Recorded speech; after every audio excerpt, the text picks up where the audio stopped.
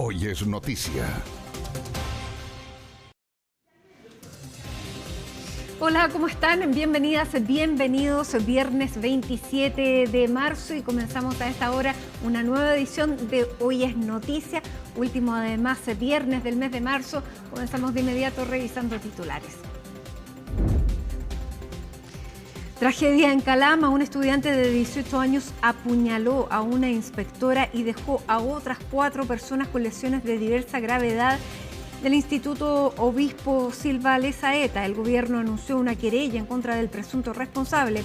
Además, las ministras de Seguridad Pública y del Ministerio de Educación viajan a esta hora al establecimiento afectado.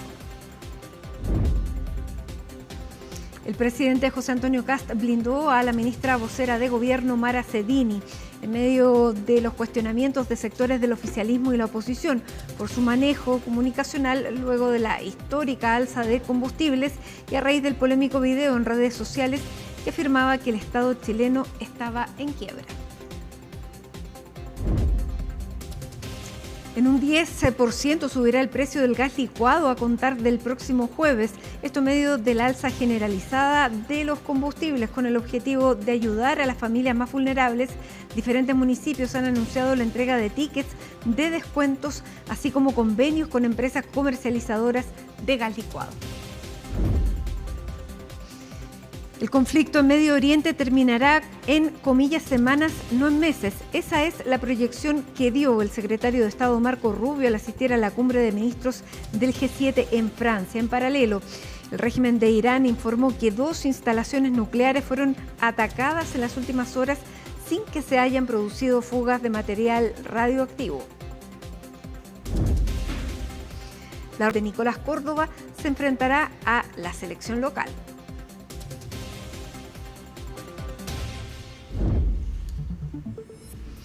Y comenzamos con lo que ha ocurrido durante esta jornada en Calama, porque un estudiante de 18 años finalmente, en un ataque a 3 de sus compañeros y 2 inspectores, dio muerte a una de las inspectoras del establecimiento, una mujer de 59 años. Se están realizando en estos momentos todas las investigaciones que puedan determinar el móvil de este crimen.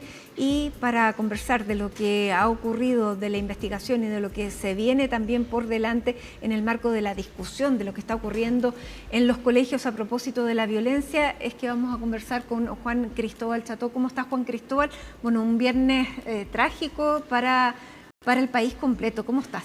Muy buenas tardes, Matilde. Sí, una noticia que tomó por sorpresa a gran parte del país y que se dio bastante temprano. Fue eso de las 10:30 de la mañana que las autoridades comenzaron a investigar y se empezó a informar precisamente de este hecho en el que un estudiante de cuarto medio de 18 años de edad, es decir, un adulto, atacó precisamente a varias personas de esta comunidad educacional, en particular a 2 inspectoras y 3 estudiantes. Una de estas inspectoras, ya lo decías tú, una mujer de 59 años, termina falleciendo en el lugar debido a la gravedad de sus heridas, y es ahí donde parte precisamente esta exhaustiva investigación de las autoridades para poder determinar cuáles habrían sido los motivos detrás de este ataque y cómo se desarrolló. La investigación no está abocada como tal a averiguar quién fue, ya que esta persona fue detenida en flagrancia. Este estudiante de 18 años que después del ataque fue reducido por algunos profesores, funcionarios y compañeros, y después precisamente fue entregado a las autoridades. Ahí bien temprano llegó, por ejemplo, personal de la Policía de Investigaciones y de Carabineros a hacer algunas de las primeras diligencias, y ahí supimos algunos de los primeros antecedentes. Los invito a que pasemos a escuchar las primeras palabras de las autoridades policiales que llegaron precisamente a hacer estas diligencias bien temprano durante la mañana de hoy. Las agresiones se producen producto de armas cortantes que portaba este joven, que es estudiante del colegio, que es mayor de edad, sí, por cierto. Y el resto es materia de investigación, como le digo, está en desarrollo. Estamos trabajando el sitio del suceso en este momento. Hay personal especializado de la Brigada de Homicidios Calama que se encuentra trabajando en la actualidad. Esto fue en transcurso de la mañana y sí, más de un arma. Pero más de un arma. Sí. ¿Y él ingresó con uniforme o ingresó encapuchado como alguna de las personas indican? Como les digo, eso en materia de investigación lo tenemos que establecer fehacientemente a través de todos los antecedentes que estamos recabando. Bueno, y quien conversó precisamente ahí con el subinspector de la Policía de Investigaciones es Javier Calpa, de Radio Peregrina, radio asociada a la Alianza de Radios Regionales y CNN Chile, quien está en estos momentos, Javier, en las afueras del establecimiento. ¿Cómo estás? Muy buenas tardes. Bueno, estábamos reproduciendo justo la entrevista que le hiciste al subprefecto mientras estábamos al aire durante la tarde. ¿Cómo estás? Hola, ¿qué tal? ¿Cómo están? Buenas tardes. Sí, bueno, aún nos mantenemos acá a las afueras del Instituto Obispo Silva Lezaeta, este emblemático colegio de la ciudad de Calama, que a eso de las 10:30, como comentaban ustedes, se vio empañado por este hecho de sangre que, bueno, lamentablemente termina con una instructora de patio fallecida, producto de una certera herida que le propina este alumno de cuarto medio de 18 años de edad que le propina, como le decíamos, propinó la muerte a esta instructora y además hiriendo a dos compañeros de colegio más y otra inspectora que fue trasladada de forma urgente a un centro asistencial de la ciudad de Calama. Fue rápidamente ingresada a pabellón y ya con el paso de las horas nos hemos enterado que salió del estado de gravedad, pero de igual forma se encuentra hospitalizada junto con los otros menores que también se vieron envueltos en esta situación con algunas heridas cortantes y que se mantienen en los diversos centros asistenciales de la ciudad. ¿Cuán extraño o cuánto llama la atención un hecho de estas características en Calama, Javier? Porque este colegio, tengo entendido, es un colegio católico donde no habían sucedido, a lo menos en este colegio, ninguna situación de estas características, pero ¿cómo es la zona en cuanto a niveles de violencia? ¿Qué es lo que nos puedes contar tú que vives precisamente en la región de Antofagasta? Bueno, como ustedes lo comentan, es un colegio particular subvencionado que pertenece a la Iglesia Católica de la ciudad, con cerca de más de 1.000 alumnos que están en este establecimiento educacional y que no se caracteriza precisamente por hechos de violencia como tal o de esta gravedad, por supuesto, en donde hay una persona fallecida. No es un colegio que dé noticia por grandes incidentes, por grandes peleas ni nada de aquello. Por lo tanto, conmocionó bastante a la ciudadanía, a la comunidad escolar.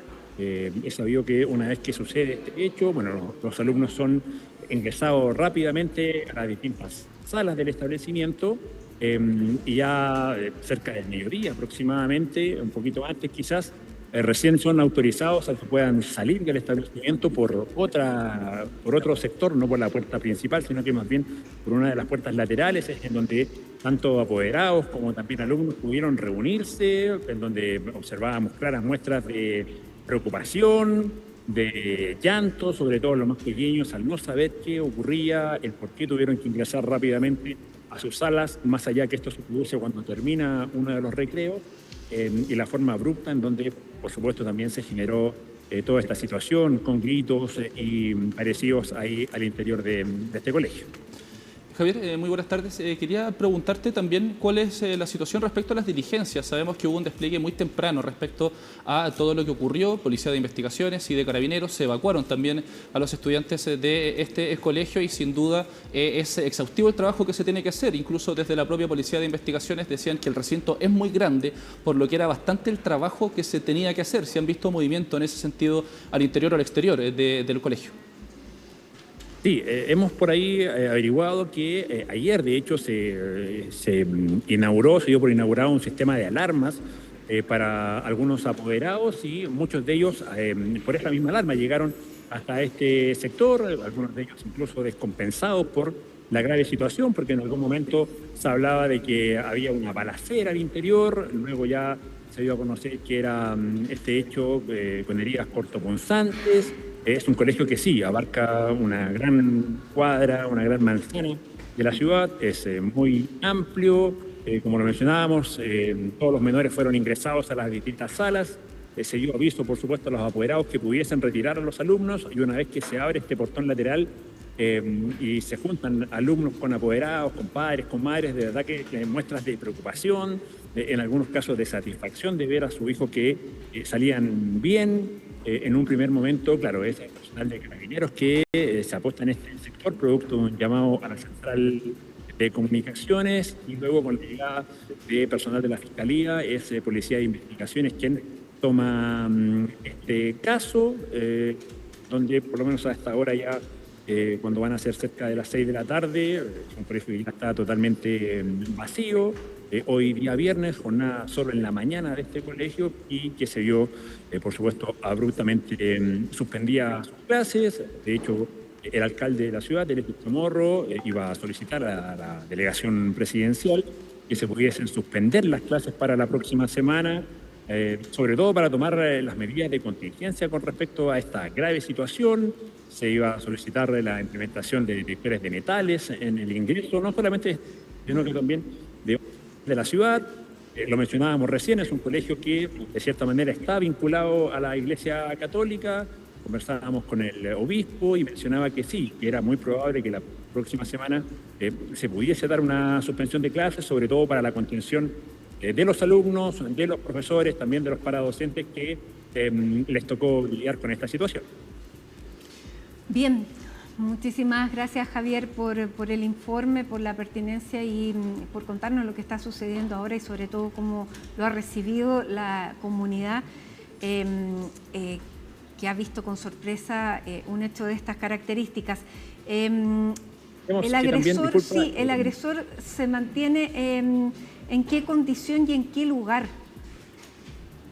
Él, bueno, luego de ser retenido por algunos de los mismos compañeros en este sector, compañeros de colegio, es trasladado hacia el hospital de Calama para constatar lesiones, y luego de aquello ha sido trasladado hasta la primera comisaría de Calama, en donde se encuentra en calidad de detenido. Es una ya joven mayor de edad, 18 años, y que, como lo anunciaban las autoridades hoy ya en la capital, van a presentar diversas querellas por esta situación. Entendemos que cerca de, o dentro más bien de 15 minutos más, la ministra de Educación, también la de Seguridad, llegará acá a Calama por orden del presidente José Antonio Kast para seguir indagando más con respecto a esta situación que enlutó no solo a una comunidad educativa, sino que a toda una ciudadanía, en donde a eso de las 19 horas han hecho la invitación para hacer una velatón a las afueras acá del Instituto Obispo Silva de Israel. Muy bien, muchísimas gracias, Javier. Javier Calpa, entonces, desde la ciudad de Calama, la región de Antofagasta, con esta información a esta hora de la tarde. Que estés muy bien, muchas gracias. Buenas tardes.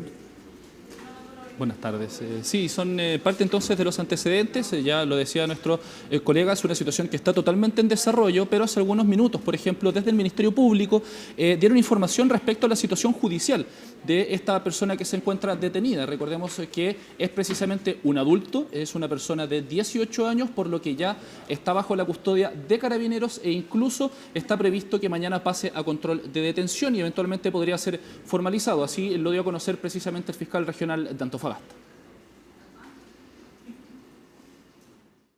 Respecto de la situación del imputado, esta es la persona que habría ocasionado la muerte de esta inspectora y el resto de los hechos constitutivos de delitos, él va a ser puesto a disposición el día de mañana ante el Tribunal de Garantía de Calama para su respectiva audiencia de control de detención, toda vez que él fue detenido en situación de flagrancia, ya que una vez producía estas agresiones a diversas personas al interior del colegio, fue retenido inicialmente por parte de personal del propio colegio, puesto a disposición de Carabineros. Ahí lo decía entonces el fiscal, lo que estábamos comentando también hace algunos minutos fueron los propios compañeros y algunos de los funcionarios del propio recinto educacional quienes redujeron a esta persona para poder después ponerlo a disposición de Carabineros. Y también lo escuchábamos en el despacho de nuestro colega, que esto no solamente ha afectado a la comunidad local, que sin duda ha tenido un efecto importante en los vecinos y vecinas de Calama, sin duda también en la comunidad educativa del liceo donde esto ocurrió, pero también suscitó rápidamente reacciones a nivel nacional. Las autoridades no tardaron en referirse a esta situación y anunciaron precisamente algunas de las cosas que ya adelantábamos, una querella por parte del propio gobierno, y también se refirieron a esta medida que solicita el propio alcalde de Calama respecto a la instalación de pórticos de detectores de metales, lo cual podría ser una facultad de los municipios o también de los sostenedores de distintos colegios después de que salga precisamente de la toma de razón de Contraloría y se pueda promulgar una ley que el gobierno está a la espera de precisamente promulgar. Así lo comentaron durante esta mañana las ministras de Seguridad Pública y de Educación. Nosotros como Ministerio de Seguridad nos vamos a hacer parte, vamos a interponer una querella por el delito de homicidio consumado y el homicidio frustrado y los ilícitos que correspondan. Estamos en contacto directo además con el Ministerio Público, está a cargo de esta investigación la Brigada de Homicidio, quien está recabando todos los antecedentes para la correcta imputación del delito. Además, en un principio trabajó Carabineros de Chile en la detención del imputado. La ley ya de convivencia escolar que permite que los colegios puedan instalar pórticos detectores de metales está en este momento como parte de la etapa de promulgación, está ahora en proceso de toma de razón. Una vez que esta ley ya salga de ahí y pueda promulgarse, nosotros desde el Ministerio vamos a facilitar y vamos a apoyar que los colegios que así lo requieren puedan implementar y puedan instalar estos elementos que sean necesarios. Pero también quiero hacer un llamado porque esta situación es de extrema gravedad. Estas cosas no deberían pasar en el espacio escolar. Bueno, la ministra hablaba entonces de la promulgación para poder aplicar esta ley que permite la instalación de pórticos de seguridad para detectar metales. ¿Qué elementos tenía este joven en su poder y en su mochila además? Porque uno son el arma que utiliza, pero además parece que también tenía otro tipo de armas. Sí, tenía varios elementos que podrían haber sido detectados eventualmente por un pórtico detector de metales. Un cuchillo, se podría decir, bastante largo, se podría decir de cerca de 1 metro de extensión, que fue hallado precisamente cuando fue reducido este estudiante. Hay imágenes incluso del momento en el que los compañeros y los profesores reducen a esta persona y le abren la mochila y se la vacían. Y ahí se encuentra no solamente este cuchillo muy grande, sino también otro parecido a un corvo. Estos cuchillos que son curvos. También se habló en su momento de un hacha que habría portado esta persona y un gas pimienta. Eso fue confirmado, de hecho, por parte de la Policía de Investigaciones durante la mañana. Es una situación bastante compleja, elementos que uno nunca se imaginaría que estarían dentro de un recinto educacional y que durante el día de hoy llevaron a esta situación. Una inspectora fallecida y al menos 3 personas más que están lesionadas, una de ellas de gravedad. Hablamos de la otra inspectora. ¿Y se sabe algo de las características personales de este joven? Las redes sociales de esta persona son un punto que sin duda es parte de la investigación del Ministerio Público. Hay algunas cosas que han trascendido, pero nada está confirmado por las autoridades. Sin embargo, claro, hay un par de perfiles de redes sociales que están siendo estudiados por las autoridades y que podrían eventualmente corresponder a esta persona, y ahí podrían quizás dilucidar, por ejemplo, el estado de salud mental de esta persona, que se le consultó durante la mañana a las autoridades y dijeron que no había mayores antecedentes al respecto, pero todo eso sin duda es parte de esta indagatoria. Ahora, nosotros lo decíamos, esto impactó a nivel nacional, no solamente a nivel local, ya sea en la comuna de Calama o en la región de Antofagasta, sino que en todo el país han habido reacciones, y esto reviva el debate, que es una discusión que desde el Colegio de Profesores han estado dando hace mucho tiempo y que tiene que ver con la violencia dentro de las instituciones educacionales, ya sea por actividades, ya sea por ejemplo el lanzamiento de bombas molotov desde dentro de colegios. Hemos visto también más de alguna ocasión aquí en Santiago de profesionales de la educación rociados de benzina por parte de algunos estudiantes, y desde el Colegio de Profesores hace mucho tiempo que están poniendo esta situación sobre la mesa. Desde ese gremio en particular han dicho que esperan que esta situación sea una alerta para que cambien las cosas precisamente respecto a cómo se trata la violencia en los recintos educacionales. Los invito a que pasemos a escuchar esas declaraciones. Esto es demasiado grave, esto tiene que ser una alerta, tiene que haber un antes y un después de a continuación de este dramático hecho. Esto no puede pasar como una noticia más, y por supuesto como Colegio de Profesoras y Profesores y como educadores estamos disponibles para colaborar en todo lo que sea posible para un plan nacional de convivencia escolar que urge para enfrentar esta violencia que ya está llegando a niveles tan dramáticos como lo ocurrió hoy día. Quien también lamentó esta situación fue el presidente de la República, José Antonio Kast, no solamente a través de sus ministras, quienes lamentaban precisamente todo esto durante la mañana, sino que también a través de una declaración oficial en la red social X, donde lee precisamente: condenamos el brutal ataque en un colegio de Calama, una inspectora murió y 4 personas resultaron heridas. Un colegio no puede ser un lugar de violencia. He instruido a las ministras de Educación y Seguridad a viajar al norte para liderar la respuesta de este grave hecho. Publicación que se ve acompañada con la imagen que podemos ver, una reunión del presidente con la ministra de Seguridad Pública, María Trinidad Steiner, quien ya nos adelantaba nuestro compañero, se dirige precisamente hacia el norte del país, acompañada de la ministra de Educación, para liderar la respuesta a lo que ha sido esta difícil noticia que surge desde el norte del país. Bien, muchísimas gracias, Juan Cristóbal. Quedamos también atentos a lo que pueda pasar cuando lleguen las ministras al lugar, la ministra de Seguridad y también la ministra de Educación. Muchísimas gracias. Buenas tardes. Hacemos una pausa a esta hora con imágenes de Santiago, que registra 26 grados con 5 décimas de temperatura. Se espera un fin de semana soleado también para la región metropolitana.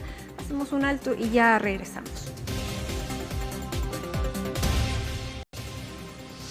Y a esta hora en Hoy es Noticia vamos a hablar de una de las polémicas de la semana. Me refiero a las críticas que ha recibido durante los últimos días la vocera de gobierno Mara Cedini a propósito del manejo comunicacional por el alza de los combustibles.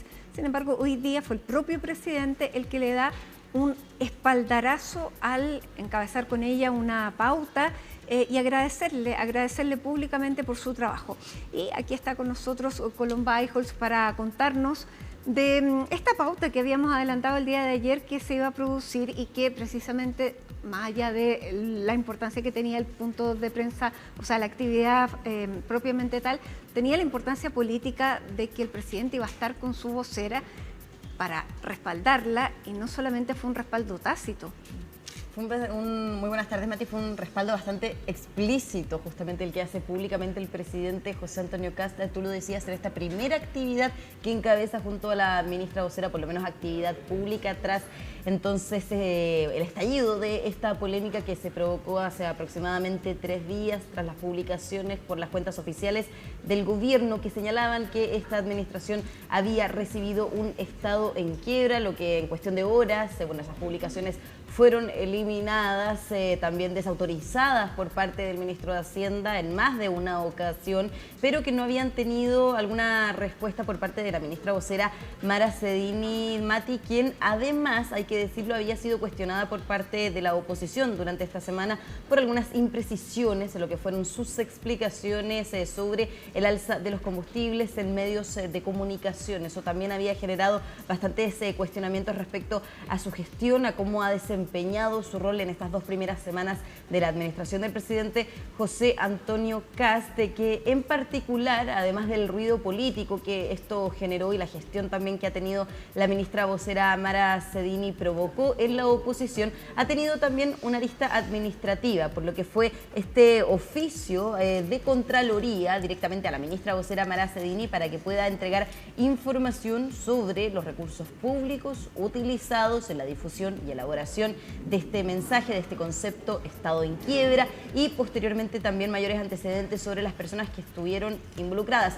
Conocimos durante los últimos días que el jefe estratégico de comunicaciones y contenidos de Presidencia, Cristian Valenzuela, asumió esta responsabilidad del mensaje elaborado, pero es una responsabilidad que asumió de manera más interna, y luego eso generó que diputados del Frente Amplio acudieran también a la Contraloría a presentar una denuncia para que la Contraloría pudiera ejercer sanciones ya directamente hacia Cristian Valenzuela y quienes resulten responsables, porque de alguna manera también, Mati, si bien es efectivamente Cristian Valenzuela quien está a cargo de la estrategia comunicacional y también de contenidos del gobierno, en particular, ¿no es cierto?, y en el segundo piso, lo cierto es que la parte administrativa, comunicacional, es y pertenece al Ministerio de la Secretaría General de Gobierno, que es encabezado por Mara Cedini. Y que finalmente también es un ministerio y ella pone la cara. Así mismo, entonces también eso obviamente ha dirigido las críticas hacia su rol, hacia su desempeño. Ahora, es un desempeño que, como decíamos, ya directamente respaldó el presidente José Antonio Kast en este punto de prensa, bueno, en este discurso que también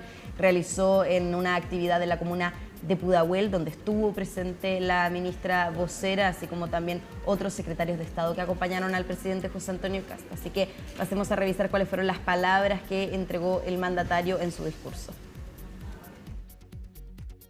Tenemos aquí a la persona que da las buenas noticias, nuestra vocera Mara Cedini. Te doy las gracias, Mara, por todo el trabajo acucioso que estás realizando. Y vuelvo a insistir, somos un equipo.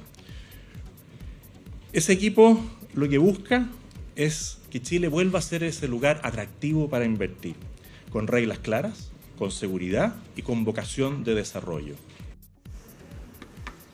Ahí también, bueno, el respaldo tajante, pero también llamaba la atención esto de que la vocera entrega buenas noticias, porque la verdad es que en esta semana han sido más bien malas noticias que se le ha entregado a la ciudadanía. Tiene que entregar buenas y malas noticias. Buenas y malas noticias, y tiene que entregarlas, que eso es algo que también había llamado la atención en los últimos días, que efectivamente las vocerías no hayan sido asumidas por ellas, sino, por ejemplo, hayan sido asumidas por el ministro de Hacienda, Jorge Quirós, que obviamente son temas que tienen relación con la cartera del ministro Quirós, pero no ha habido una, bueno, no había habido una aparición pública de la ministra vocera Mara Cedini, no había respondido, tampoco preguntas de la prensa en lo que fueron los días de duración de esta polémica. Sí, como decíamos, reapareció en este discurso que entregó en la actividad en la comuna de Pudahuel, pero previo a eso también encabezó una vocería con diferentes ministros. Estaba, por ejemplo, el ministro de Transportes Luis de Grant, también la ministra de Energía Jimena Rincón, el ministro de Hacienda Jorge Quirós y el ministro del Interior Claudio Alvarado, donde en ese momento, temprano en el Palacio de la Moneda,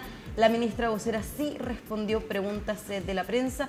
Una de las preguntas que respondió, de hecho, fue justamente por esta polémica y en particular sobre la información que por estos días le debería estar remitiendo o al menos recabando el Ministerio de la Secretaría General de Gobierno para entregarle a la Contraloría tras este oficio que emitió el ente fiscalizador. Mara Cedini entonces conversó con la prensa respecto de esta polémica, así que pasemos a escuchar las palabras de la ministra vocera.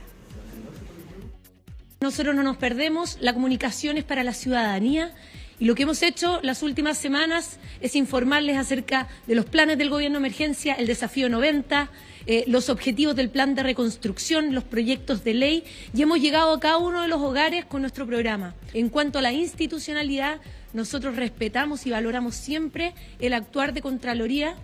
Y es por eso que nosotros en cualquiera de los casos, y como ha sido en cualquiera de los otros gobiernos, vamos a responder con responsabilidad, en los tiempos correspondientes y con toda la disposición de contestar las preguntas.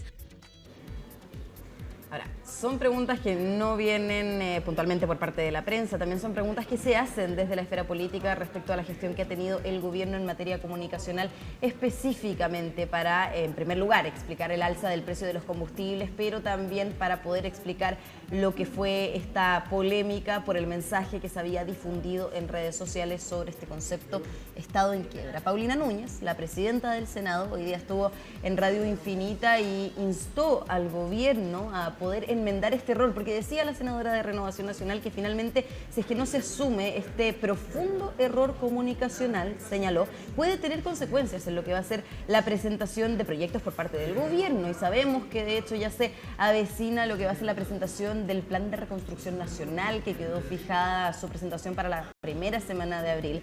Ya sabemos, Mati, que es un proyecto que tiene diferentes medidas que no han generado consenso en la oposición. Uno de ellos, la rebaja del impuesto corporativo de un 27 a un 23%, que podríamos decir es lo que más ha generado ruido por estos días. Así que claro, decía la senadora y presidenta del Senado, Paulina Núñez, que si no se enmienda este error comunicacional, eso puede obviamente repercutir en lo que va a ser la discusión y posterior votación del Plan de Reconstrucción Nacional. Bueno, porque básicamente, claro, y lo decíamos, la vocera no solamente tiene que contestar preguntas ni dar buenas noticias, sino que además la vocera tiene una calidad de ministro, no es una portavoz del gobierno, ella es la jefa de una cartera, por lo tanto no le pueden llegar mensajes que ella tenga que comunicar, sino que ella es la que tiene que primero visarlos y después efectivamente ver cómo los comunica a la ciudadanía, cómo los comunica también entre sus pares, pero ese rol se ha visto un poco disminuido, no solamente por las críticas, sino que también por la actitud que ella ha tenido en ciertas vocerías, que no se le ha visto cómoda, porque hay temas muy complejos que son muy diversos y que para muchos, incluso te lo dicen ya fuera de micrófono, necesitan un conocimiento mayor. Bueno, eso decía de hecho hoy día el jefe de bancada, el diputado del Partido Republicano, Benjamín Moreno, que el alza de los combustibles es un tema complejo y en ese sentido defendía a la ministra vocera de quizás no tener todo el conocimiento de esta materia para poder comunicársela a la ciudadanía. Y también, Mati, que claro, pero ella tiene que no crear un problema al presidente como para que el presidente salga a apoyarla, sino que ella tiene que aislar los problemas lo más lejos del presidente. Claro, efectivamente, y también de hecho es su labor para que luego el ministro de Hacienda no tenga que salir a dar explicaciones respecto de lo que fue esta publicación, que de alguna manera también desautoriza lo que fue esta estrategia comunicacional, y no en una ocasión, como ya decía, por lo menos en 3 ocasiones. Jorge Quiroz ha salido a decir que él nunca utilizó el concepto de que Chile está en quiebra, y eso deja entrever quizás en los primeros días de esta polémica una descoordinación por parte del Ministerio de la Secretaría General de Gobierno con las demás carteras, en particular con el ministro de Hacienda, Jorge Quiroz. Ahora, una descoordinación que hoy día el ministro del Interior, Claudio Alvarado, descartó tajantemente. Dijo que este era un gobierno que está cohesionado, que está coordinado, en particular por lo que tiene que ver con la crisis por el alza en el precio de los combustibles. Y es una defensa, Mati, que no solamente hizo el ministro del Interior durante esta jornada, el presidente José Antonio Kast también la hizo, y los parlamentarios de oficialismo, entre ellos, como ya mencionaba, el diputado Benjamín Moreno. Vamos a pasar a revisar las declaraciones del diputado, pero antes me quiero detener, Mati, en lo que fueron justamente las palabras que entregó el ministro del Interior, Claudio Alvarado. Un gobierno siempre está expuesto a la crítica política, pero yo les quiero decir fuerte y claro, este es un gobierno que ante las emergencias y las crisis como la que estamos viviendo, no se desordena. Muchas veces pueden haber interpretaciones respecto a un dicho, a una gráfica, una palabra, pero este gobierno actúa de manera cohesionada, ordenada, y tal es así de que ante esta emergencia de la crisis de los combustibles nos propusimos un objetivo. En 48 horas teníamos la solución con la colaboración del Parlamento, y hoy día estamos informándole a ustedes cómo implementamos esas medidas, fundamentalmente en las regiones. Claro, entonces una defensa ahí de lo que ha sido la gestión comunicacional por parte del gobierno, que dice el ministro del Interior está coordinada, está cohesionada, y han dado cuenta, según ellos, de eso. Ahora, no todo el oficialismo está de acuerdo con esta declaración que entregó el ministro del Interior, Claudio Alvarado. De hecho, ayer, Mati, nos acompañó el senador y el presidente de Evópolis, Luciano Cruzcoque, y dijo que hay que salir de esta tónica de campaña, hay que cambiarse a este formato que es justamente el gobierno, y que hay que tener responsabilidad a la hora de comunicar, especialmente cuando en este caso se habló de un estado en quiebra que, según economistas, lo veíamos también en las declaraciones de Ignacio Briones, estamos muy lejos de ser un país en quiebra, y que obviamente hay que tener cuidado con esos conceptos, señalaba el senador Luciano Cruzcoque. Y también ha sido un llamado, Mati, bastante particular al oficialismo, también a la oposición, de no utilizar frases rimbombantes por utilizarlas, y ahí hace un llamado también directo a lo que ha sido diferentes discusiones en el Congreso por estos días, porque justamente eso confunde a la ciudadanía. A la ciudadanía hay que hablarle directamente, decía el senador Luciano Cruzcoque, mientras el diputado Benjamín Moreno, el jefe de bancada del Partido Republicano, defendió férreamente lo que ha sido la gestión de la ministra vocera Mara Cedini en particular, y algo que llamó, por lo menos a mí, Mati, me llamó bastante la atención, defendía lo que fue la gestión comunicacional del gobierno, porque decía el diputado Moreno, hay 2 líneas de comunicación, una que es hacia la ciudadanía y otra que es la que encabezó el ministro de Hacienda, Jorge Quiroz, que decía el diputado Moreno es un poco más académica, entonces se refiere a poder pero utilizar las dos van a la ciudadanía. Pero las dos van a la ciudadanía, y efectivamente eso es lo que critican por parte de la oposición, que no por bajar la comunicación a la ciudadanía, de claro, lo difícil que puede ser quizás entender el alza de los combustibles, se usen conceptos errados o derechamente se mienta. Eso es lo que justamente recalca la oposición, y es por eso que también acudieron a la Contraloría los diputados diputados del Frente Amplio. Vamos a pasar a revisar estas declaraciones entonces que de alguna manera se contrastan. En primer lugar, la defensa que hace el diputado del Partido Republicano, Benjamín Moreno, a la gestión de la ministra vocera Mara Cedini, pero por otro lado, este también llamado de atención que hizo el senador Luciano Cruzcoque, que de hecho no es el único parlamentario que lo ha hecho, así que pasamos a revisar esas declaraciones.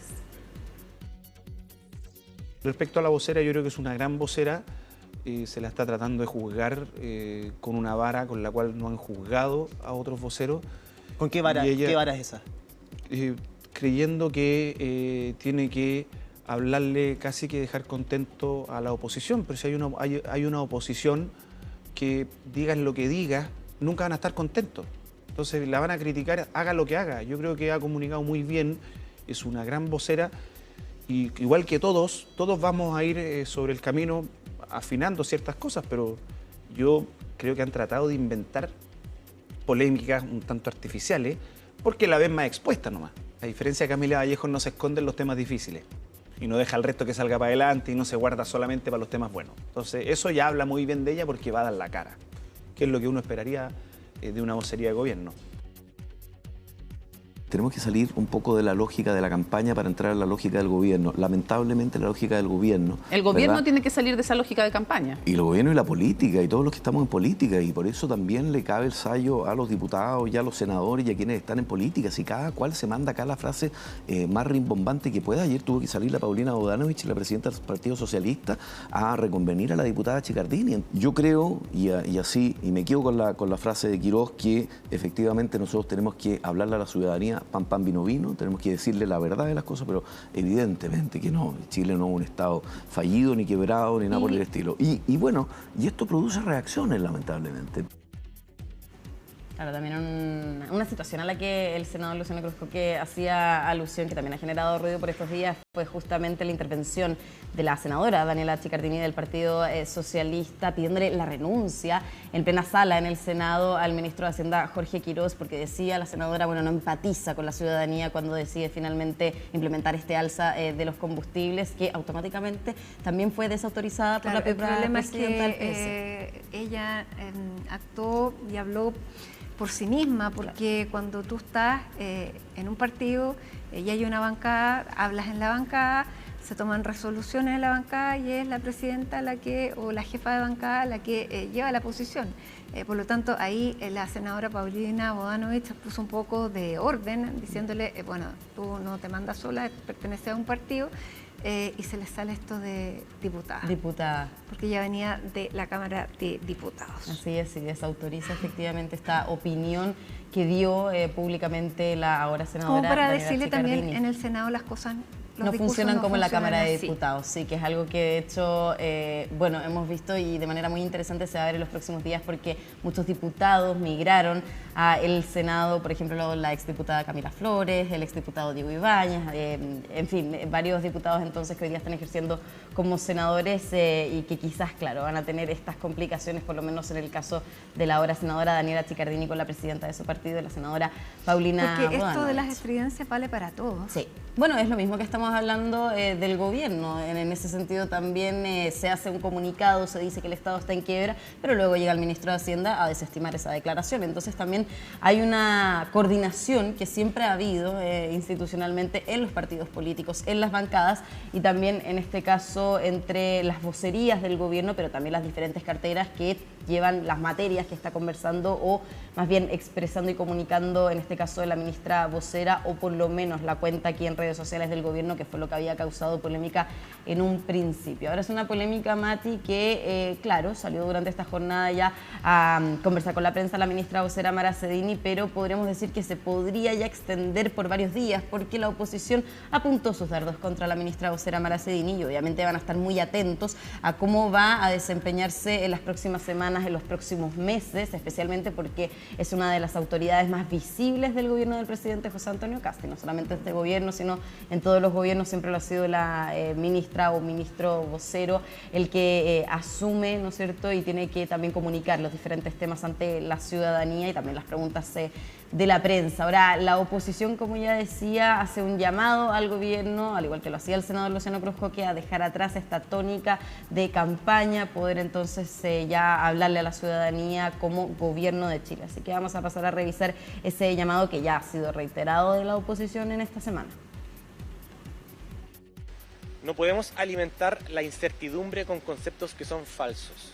La campaña electoral ya terminó, ganó una mirada de país que hoy está gobernando y que tiene que actuar a la altura de lo que exigen los chilenos y las chilenas. Errores como señalar que el Estado está en quiebra, que luego tuvieron que arrepentirse y iniciar un sumario por parte de Contraloría, no colaboran.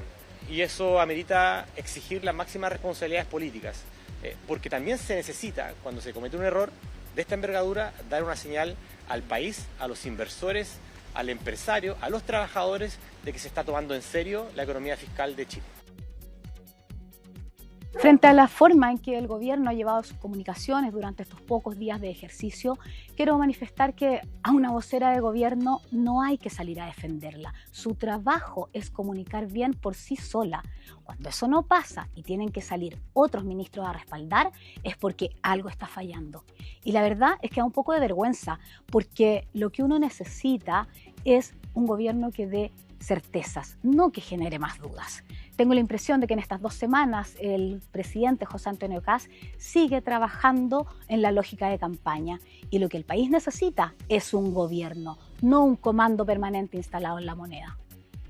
Claro, esa ha sido la línea argumentativa de la oposición que ya, como decía, ha reiterado durante esta semana, Mati. Obviamente, bueno, lo que yo mencionaba, por un lado, la parte administrativa, hay que tener especial atención a lo que va a ser la información que le pueda remitir la ministra vocera a la Contraloría sobre estas publicaciones que posteriormente se eliminaron sobre estado en quiebra. Pero por otro lado, también va a ser bastante interesante el desempeño de la ministra vocera en los próximos días y también las críticas que puedan hacer desde la oposición respecto a diferentes flancos que obviamente en todos los gobiernos y particularmente al inicio se van abriendo. Así y de los propios. Y de los propios. Bueno, también además las mismas críticas que veíamos por parte del senador Luciano Cruz-Coke y durante esta semana por parte de otros parlamentarios oficialistas y el llamado de atención que incluso había hecho al comienzo de esta semana el presidente José Antonio Kast en el Comité Político Ampliado. Vamos a ver si lo hace nuevamente el lunes. Bien. Muchas gracias, Colomba. Bueno, hay muchos temas que se abren a propósito del alza de los combustibles, así que no será en torno a este tema, sino que temas que vayan surgiendo. Así que, bueno, pero está dinámica la política. Sí, muy dinámica. Muchas gracias. Y precisamente vamos a hablar de otro de los focos que se abrieron durante esta semana a propósito de lo que ocurrió en la Policía de Investigaciones, luego que la ministra de Seguridad, Trinidad Steiner, se conociera que pidió la salida de la número 3 de la Policía de Investigaciones. Hoy día, finalmente, hubo una pauta en la que se encontraron la ministra Steiner junto al jefe de la Policía de Investigaciones. Vamos a tomar contacto con Macarena Román para conocer efectivamente si hubo declaraciones por parte de las autoridades respecto a esta polémica salida de la Policía de Investigaciones, de quien fuera hasta principios de este gobierno la persona número 3 en el escalafón de investigaciones. ¿Cómo estás, Maca? Cuéntanos todos los detalles. Hola Mati, muy buenas tardes. Claro, una situación que continúa con más interrogantes que certezas. Si es que luego de la salida, de que se pidiera el retiro de la subjefa de la Policía de Investigaciones, Consuelo Peña, quedaron varias interrogantes al respecto. ¿Quién solicitó su salida de la Policía de Investigaciones? ¿Por qué se hizo también considerando que ella estaba bien evaluada al interior de la Policía Civil y que además era la tercera mandamás dentro de la institución? De hecho, se convirtió en la primera mujer en llegar a la Prefectura General dentro de la PDI. En todo ese contexto todavía quedan las dudas respecto de por qué se le pidió que se acogiera a retiro luego de más de 30 años de carrera. Hoy se reunió por primera vez, al menos en el ámbito público, hacer énfasis en aquello, la ministra de Seguridad con otras autoridades, entre ellas el director general de la Policía de Investigaciones, Eduardo Serna. Decimos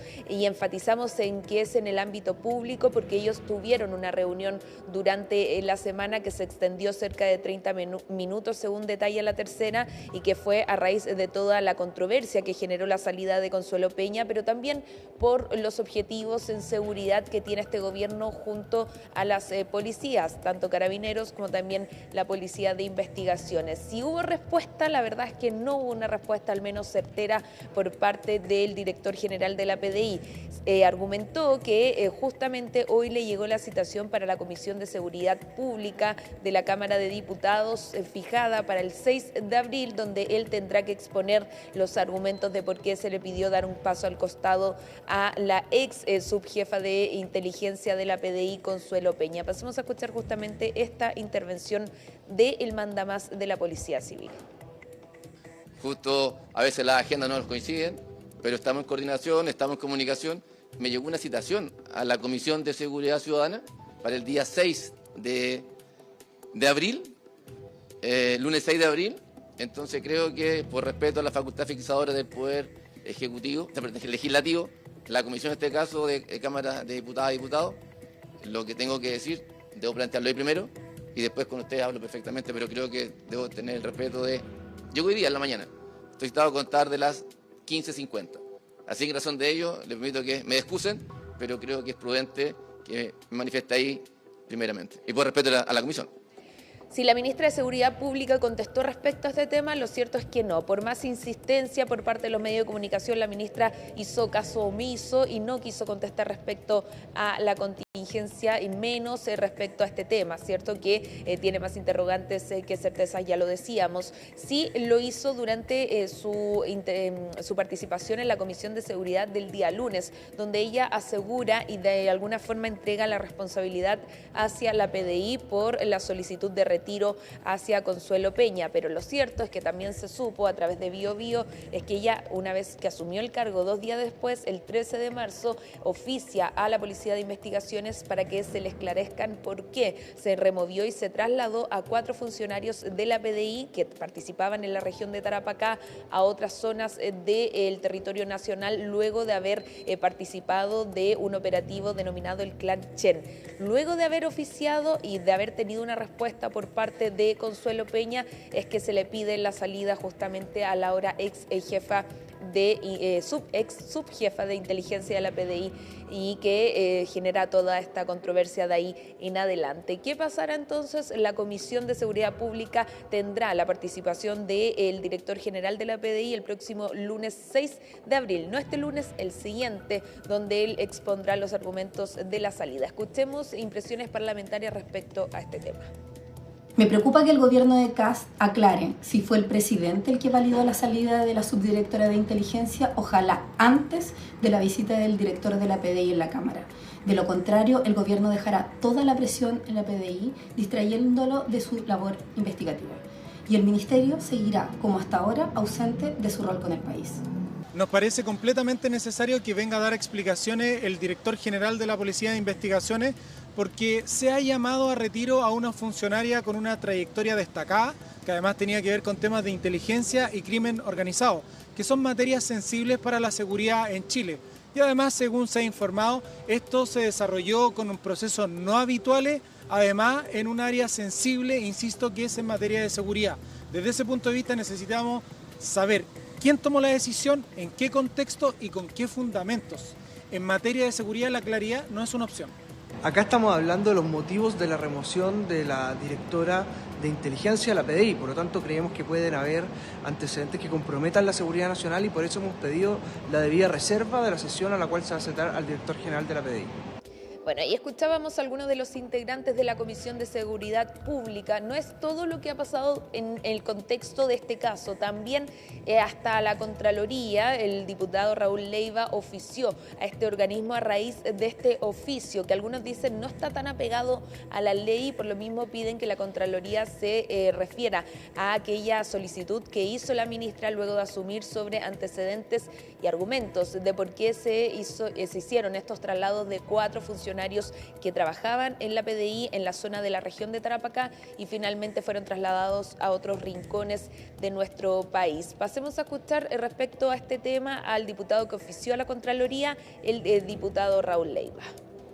Las 2 primeras semanas del Ministerio de Seguridad, el prioritario según la ciudadanía y también según señala el propio presidente José Antonio Kast, no ha sido lo que se esperaba. En primer lugar, no existe ningún proyecto de ley, ninguna política pública innovadora que permita atacar en el fondo el fenómeno delincuencial y el crimen organizado. Y además se debilita por los trascendidos de prensa y por las distintas versiones que existen respecto del actuar de la ministra en el cese del cargo de la jefa de inteligencia de la PDI. Y también por el marco normativo utilizado para requerir antecedentes a través de un oficio reservado respecto al cual hemos solicitado a la Contraloría General de la República que se pronuncie. Varias interrogantes sobre este tema, pero no es la única polémica, podríamos decir, controversia que atañe a la ministra de Seguridad. También el recorte que se va a realizar en la cartera de 72.000 millones de pesos. Por otro lado, y para finalizar, hoy se supo también durante las últimas horas, mejor dicho, que se desvinculó a 10 abogados que participaban dentro de esta cartera y que también se esperan las razones de por qué se hizo. Todas esas respuestas entonces a la espera de que una vez más se vuelva a referir y contestar preguntas también la ministra de Seguridad Pública, que en esta ocasión al menos no lo hizo. Bien, muchas gracias Macarena, esperemos entonces más antecedentes dentro de los próximos días. Que esté muy bien, buenas tardes. Y a esta hora de la tarde vamos a cambiar absolutamente de tema. Vamos a hablar de periodismo, porque hace algunas semanas atrás la justicia dictó una nueva condena en contra del asesino de Ámbar Cornejo. Me refiero a Hugo Bustamante, quien fue condenado por el homicidio calificado de una mujer y su hijo cometidos en Villa Alemana en 1996 y que solo salen a la luz gracias al trabajo de investigación de la periodista Ivonne Toro. La sentencia que recibió hace algunas semanas atrás fue de 10 años y un día, que se suman, por supuesto, al presidio perpetuo efectivo por el asesinato de Ámbar Cornejo. Bueno, de esta historia, del valor del periodismo de investigación en tiempos de fake news, es que queremos conversar con la periodista Ivonne Toro, autora del libro La niña Ámbar. Ivonne, gracias por conversar con nosotros a esta hora de la tarde. ¿Cómo estás? Buenas tardes, Matilde, gracias por la invitación. Ivonne, a ver si te vemos. Bueno, fue precisamente el asesinato de Ámbar Cornejo lo que te lleva a comenzar a escribir este libro, y es en la investigación de este libro que llegas al descubrimiento de estos 2 nuevos asesinatos. Lo primero que te quiero preguntar, ¿qué fue lo que te llevó a escribir este libro y cómo recibiste esta sentencia que surge del trabajo de investigación que tú realizaste? La historia de Ámbar fue lo central y es lo que va determinando también toda la estructura del libro. En algún minuto las entrevistas con Bustamante, las entrevistas con Denise toman cierto protagonismo, pero editorialmente siempre se mantiene la decisión que la historia original que nosotros queremos contar en este libro, y digo nosotros porque hay un apoyo periodístico atrás en la edición, en la mirada también respecto de cómo queremos contar esta historia, es la historia de Ámbar, y es la historia de cómo el Estado le falló continuamente a una niña que pidió ayuda de todas las maneras posibles, que nunca estuvo quieta, nunca se quedó tranquila, siempre alzó la voz. Y eso es lo que hace aún más frustrante su final, ¿no? Ella no merecía, nadie merece una muerte de este tipo, pero además Ámbar había luchado por vivir. Y esa es la guía que nosotros tenemos al momento de escribir y y eso es lo que a mí me permite también terminar este libro pese a todo la carga emocional que significa el reportear un caso como este y todas las aristas que van surgiendo. Porque para poder escribir este libro tú dedicaste, no era un libro que tú estuvieras escribiendo como parte de tu trabajo, sino que es un libro que tú decidiste escribir y para el cual comenzaste a investigar paralelamente a otro trabajo que tenías. Por lo tanto, fue un convencimiento personal de contar esta historia que habla de la desprotección frente a la justicia de personas vulnerables y que te lleva también a descubrir la vulneración de justicia a personas vulnerables, pero en otro caso absolutamente distinto. Tú llegas a Hugo Bustamante para escribir este libro, pero para enfrentarte a un asesino en serie, comenzaste primero a prepararte para poder llegar a entrevistarlo. ¿Cómo fue ese proceso y cuántas veces conversaste con Hugo Bustamante? Sí, me tomé bien en serio este trabajo y yo había hecho periodismo, había hecho crónica, había hecho investigaciones de corrupción, pero son distintas de enfrentar a una persona que está clínicamente declarada como un psicópata y para llegar a conversar con él yo leí muchísimo sobre psicópatas, leí material calificado al respecto, cómo se medía la psicopatía, cómo se entrevistaba, leí perfiles del FBI. Me preparé muchísimo de manera intelectual y muy racional para enfrentar estas conversaciones, pero hay una parte que cuesta preparar, que es la emocionalidad, ¿no? Que uno de todas maneras tiende a reaccionar frente a confesiones que son muy crudas, frente a una forma de razonar, de pensar, de ver la vida y de ver al otro que uno no logra dimensionar porque es absolutamente impersonal. Él era muy crudo en sus descripciones y era también muy consciente de lo que él era, ¿no? Y esa mezcla de cosas es difícil de enfrentar. La preparación ahí yo creo que fue fundamental, sobre todo para lograr dirigir una conversación en una especie de traducción, ¿no? De traducción de lo que pasa en la cabeza y de cómo enfrenta la realidad una persona como Hugo Bustamante respecto de lo que somos el resto de las personas, claro, porque personas normales.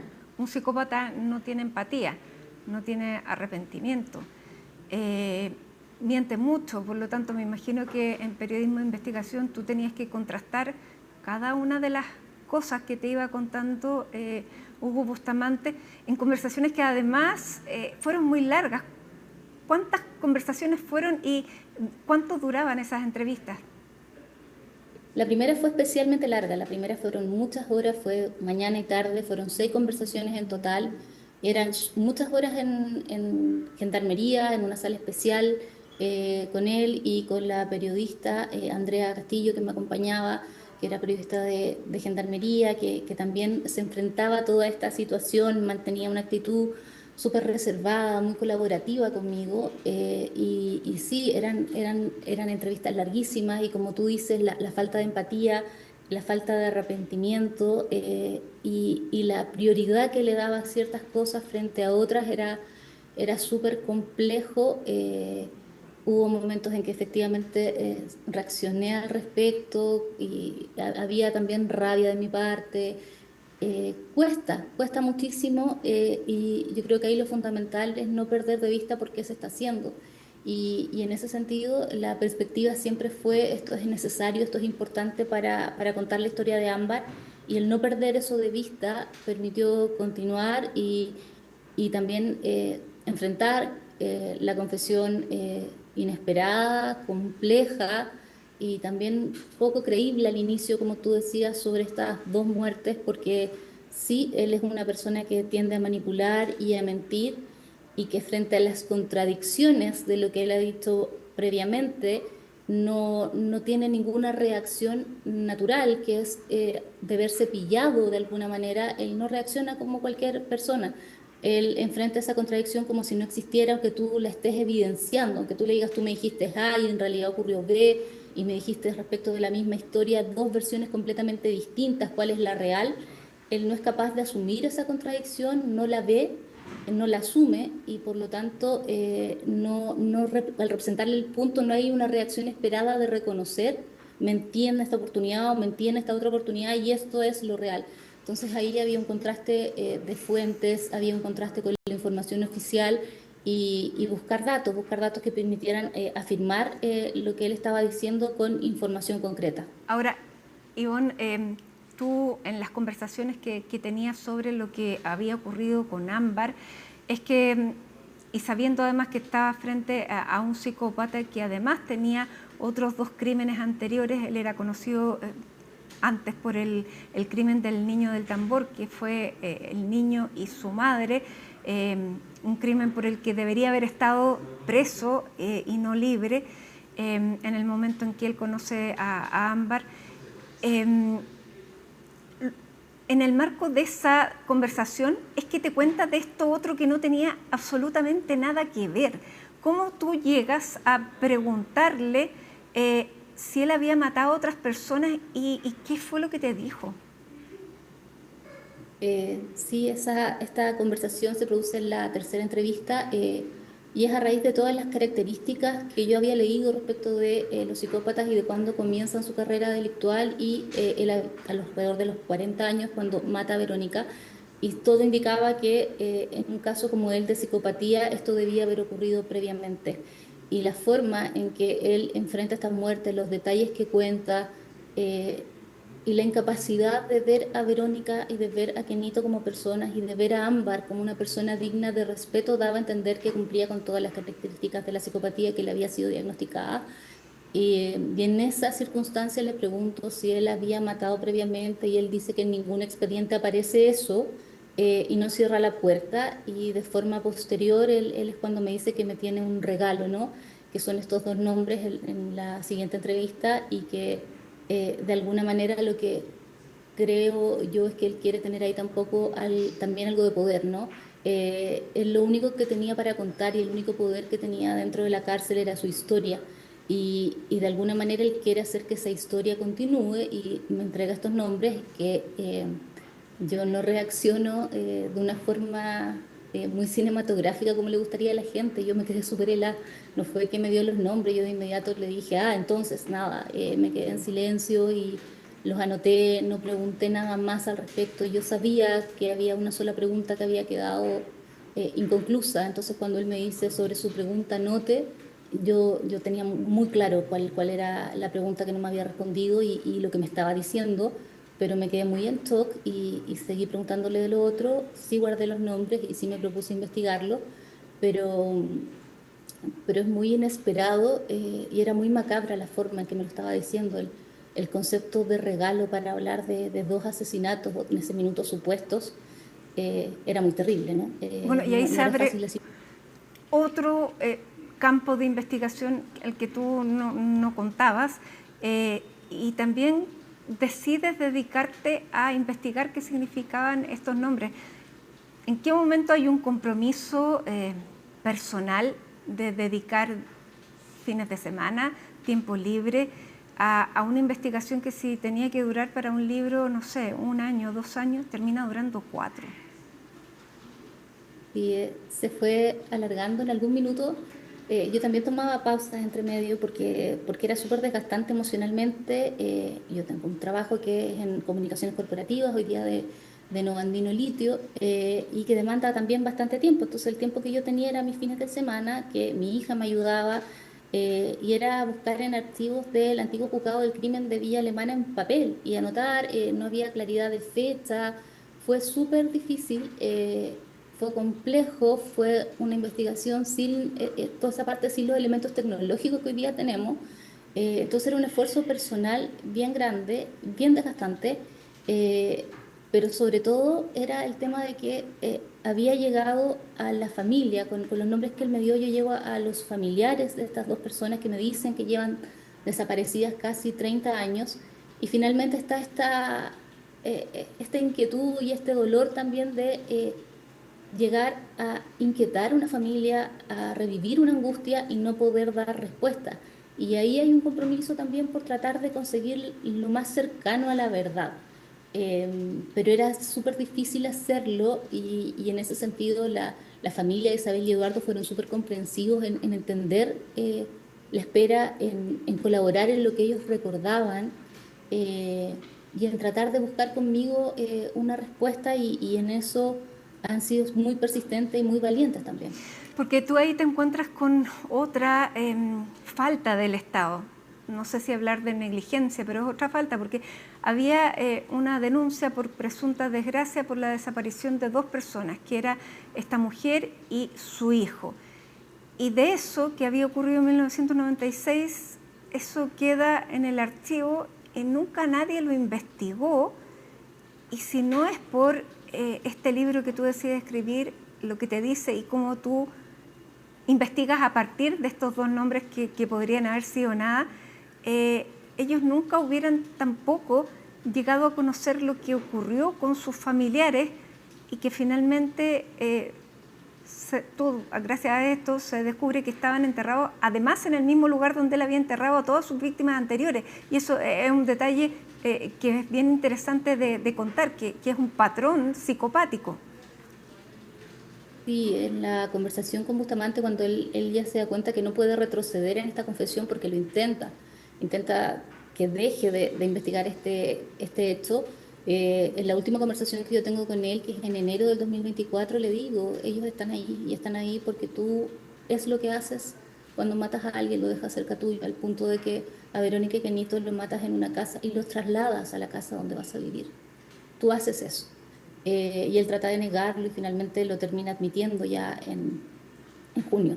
Es complejo y es súper duro para la familia, pero a la vez es un alivio enterarse de esto. Y como tú dices, es muy doloroso el saber que esta verdad pudo haber llegado mucho antes, que en ese proceso Bustamante declaró que fue la última persona que los vio con vida, que estuvieron en su casa y que eso consta en un expediente antiguo y que sin embargo nadie se dio el trabajo de revisar que en ese minuto esa persona que estaba declarando que había visto por última vez con vida a otras 2 personas tenía un diagnóstico de psicopatía, lo tenía. Y esos antecedentes no son revisados y él vuelve a la cárcel por robo, para cumplir condena por robo, pero no vuelve a la cárcel por estos homicidios. Y si tú te fijas, a partir de esa negligencia terrible del Estado, que es una negligencia, porque tenía todos los antecedentes para poder investigar más allá y no lo hace, se provoca todo lo demás. Por esa negligencia Bustamante sale libre y conoce a Verónica y Kenito, y nuevamente, cuando ya está preso por el crimen de Verónica y Kenito, que es un crimen horroroso, que es un crimen contra una mujer y contra un niño de 9 años, queda en libertad a los 11 años de cumplir prisión y conoce a Ámbar. El Estado ha fallado de todas las formas posibles y con la gente más vulnerable, y eso habla también de una desidia de las instituciones contra quienes debe proteger. ¿Qué pasa cuando finalmente se descubre este crimen? ¿Tú tuviste la oportunidad de volver a conversar con Hugo Bustamante? No volví a hablar con Hugo Bustamante, y sí estuve muy cerca de la familia. Este caso lo tomó el abogado Carlos Cortés. El día jueves él me cuenta la sentencia condenatoria y el día domingo él habla en la mañana con uno de los abogados de su estudio para apelar. Hay una apelación ahora para que la sentencia sea más fuerte, y él fallece ese mismo domingo. Y el día martes, que era su funeral, el abogado de su bufete presenta la apelación. Para la familia, el tener esta condena es un cierre, pero ha sido un cierre bien doloroso. Le dieron 10 años por los 2 crímenes. Sí, 10 años por los 2 crímenes, y por eso Carlos Cortés decide presentar esta apelación, que nos la puede hacer de manera personal. Días después de esto también fallece el esposo de la querellante. Y hace unos días además fallece el oficial de gendarmería que ayudó a conseguir las entrevistas y al que la familia también le estaba muy agradecido, Álvaro Millanao. Entonces ha sido como un proceso desde que se conoció la sentencia súper duro.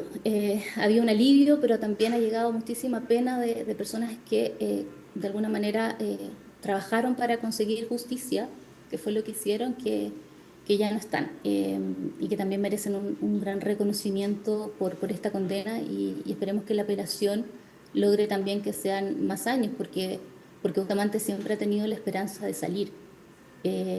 Y yo hasta hace poco creía que era imposible que saliera, pero él dijo, tal vez cuando yo esté viejito pueda salir, porque pueden salir los viejitos, y creo que por ahí la noticia de que se está tramitando un proyecto en esta naturaleza es bien impactante, la verdad. Por cierto que sí, y el caso, claro, uno piensa que termina con una sentencia, pero luego de lo que tú nos estás contando, es un caso que te llega, pero que te ha seguido por todos estos años. Ahora yo te preguntaba, y quería poner el valor sobre el periodismo de investigación, en momentos en que estamos en una era de fake news, pero también estamos en una era donde sabemos que si bien el rol del periodismo no es hacer justicia, es poner luz donde hay cosas oscuras. ¿Cómo ves ese rol hoy? Yo veo que hay mucha preocupación porque hay muchas fake, ¿no? ¿Verdad? Hay muchos medios que se alejan de la verdad, hay otros medios que surgen o que ya se consolidan, CIPER, Reportea, que uno dice acá se está haciendo una labor seria y es importante. Pero sobre todo creo que este caso y otros casos revelan que el periodismo contribuye a la justicia, así como contribuye a la democracia. El hacer bien el trabajo, el buscar la verdad, necesariamente debe traducirse en que este país sea un poco más justo, en que este mundo sea un poco más justo, y en traer tranquilidad sobre todo a gente que lo necesita, a gente que lo merece. Y en ese sentido la justicia llegó muy tarde. La respuesta para esta familia debió haber sido hace 30 años. Hoy día al menos tienen una condena, y esa condena también se logra por el periodismo, y eso es importante y releva también el rol que cumple el periodismo en el país y para la democracia.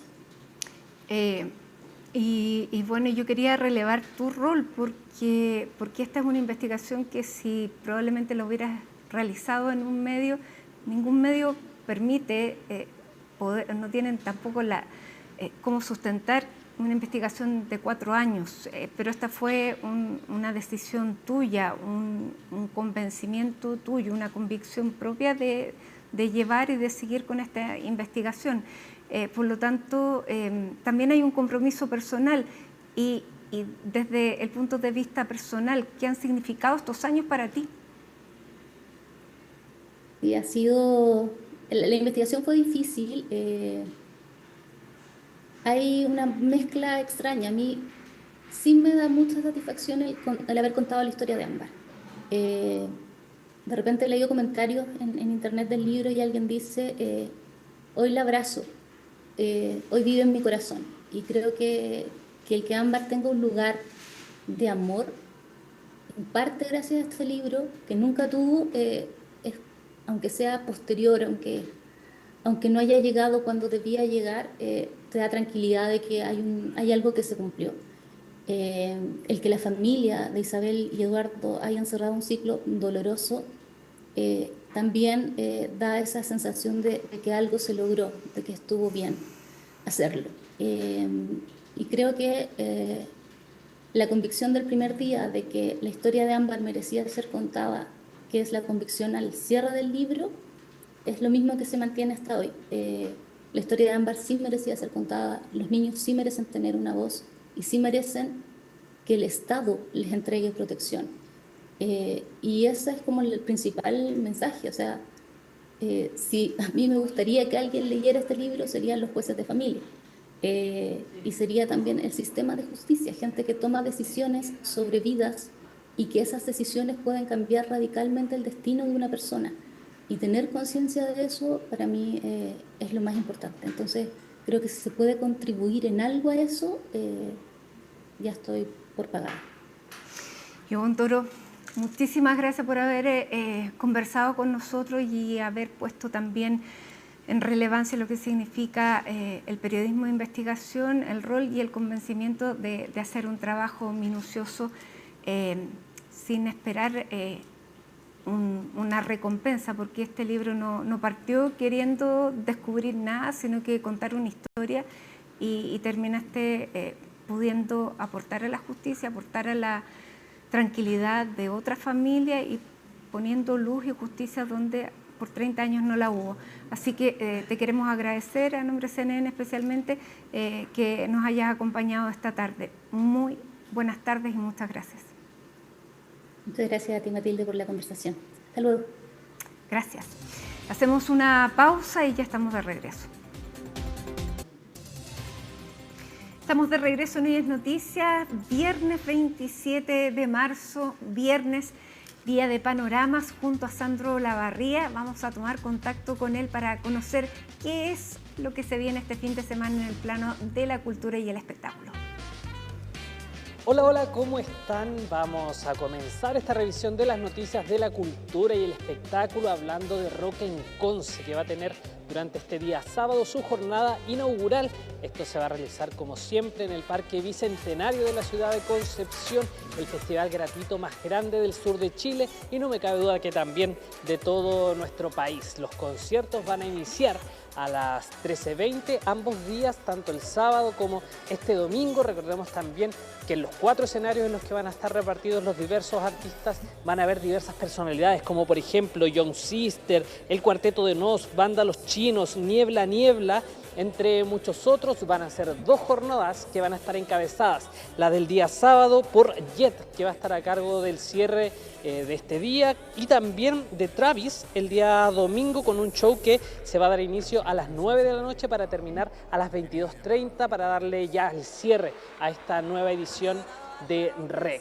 Sobre esto pudimos conversar con Claudio Valenzuela, uno de los artistas que se va a estar presentando durante este sábado. Todo esto después de, como podemos recordar, de que en octubre se realizara el concierto de cierre de Lucibel y él comenzara también su proyecto solista. Así que escuchemos lo que nos decía Claudio Valenzuela sobre lo que va a ser este concierto en el Festival Rock en Conce. Con ganas de estar en ese concierto muchísimo.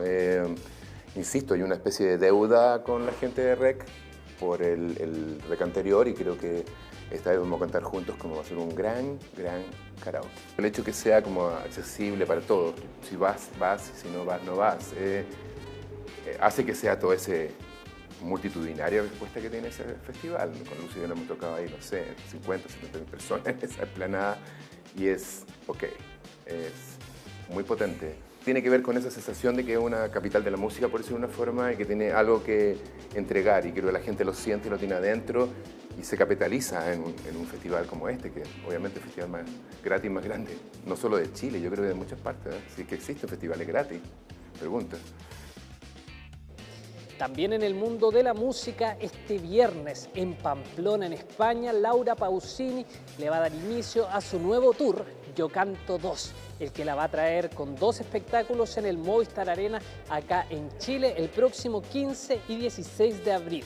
De esto pudimos conversar en una conferencia de prensa con medios de Latinoamérica, así que los invito a revisar el siguiente informe donde podemos ver parte de lo que ella dijo en esa oportunidad sobre lo que va a ser tanto el tour como su presentación en particular acá en Chile. Laura Pausini es italiana, pero gran parte de su carrera la ha desarrollado en la industria de la música en español.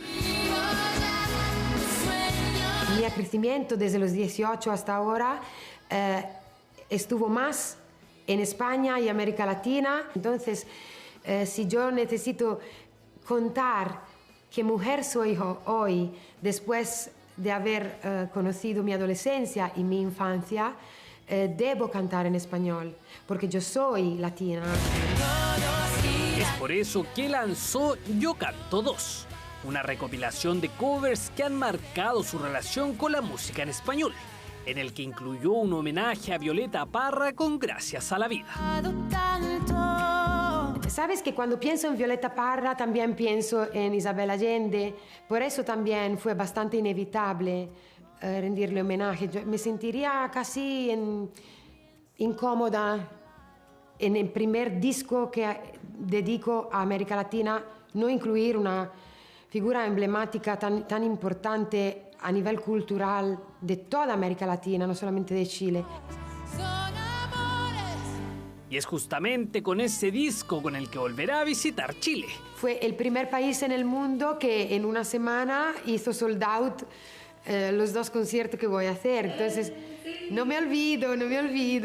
Con un show doble el 15 y 16 de abril en el Movistar Arena. El concierto va a durar 2 horas y media y tendrá una mitad del concierto dedicado a todo Yo Canto 2. No voy a cortar ninguna de las canciones del disco, pero la otra mitad será dedicado a las canciones que he cantado en esos 33 años, solamente las más famosas.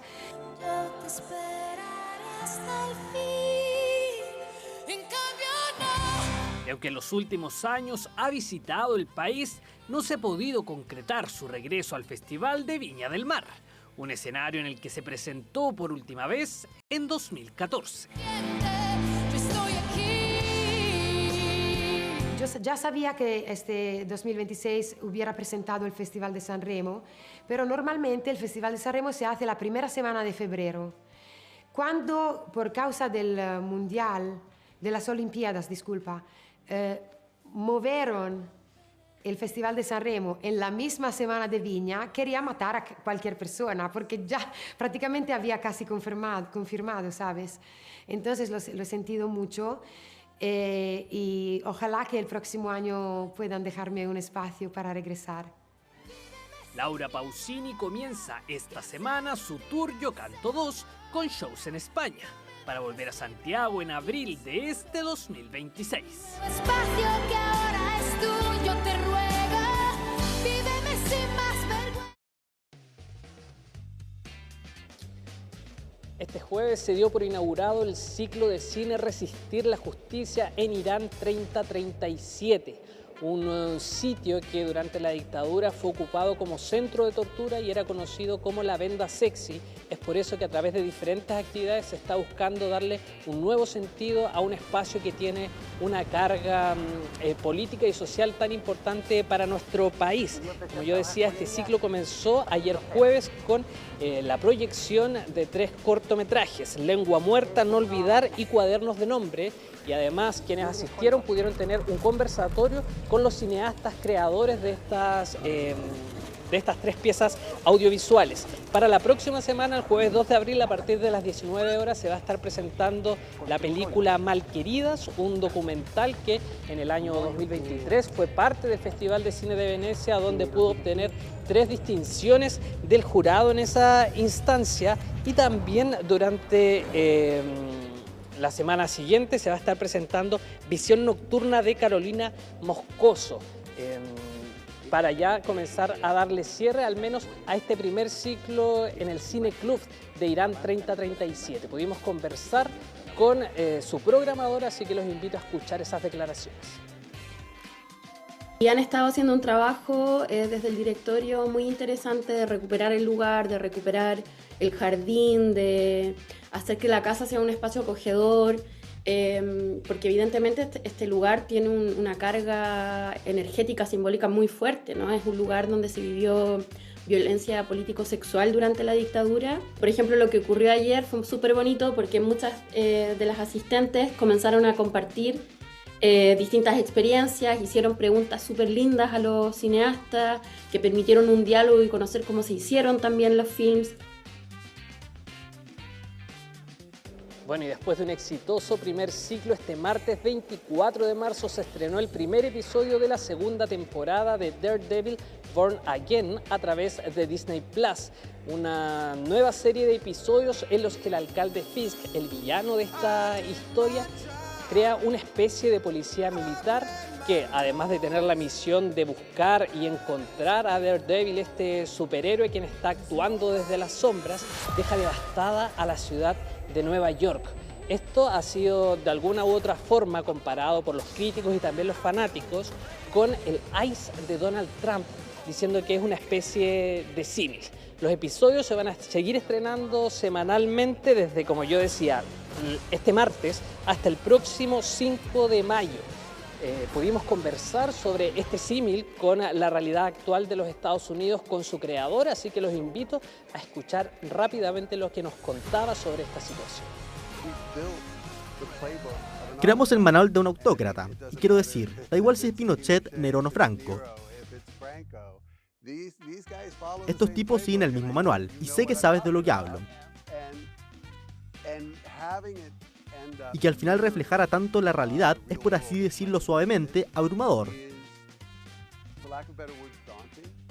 Y no era lo que pretendíamos, porque lo creamos mucho antes.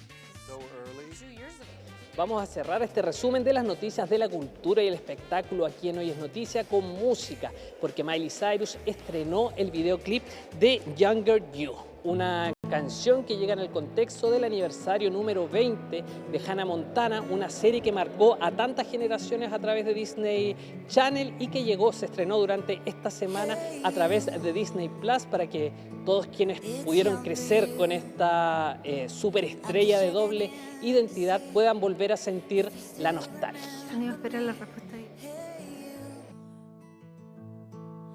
Muchísimas gracias, Sandro, por todos estos panoramas que nos llevan a tener este fin de semana con bastantes cosas que hacer. Así que estés muy bien. Buenas tardes.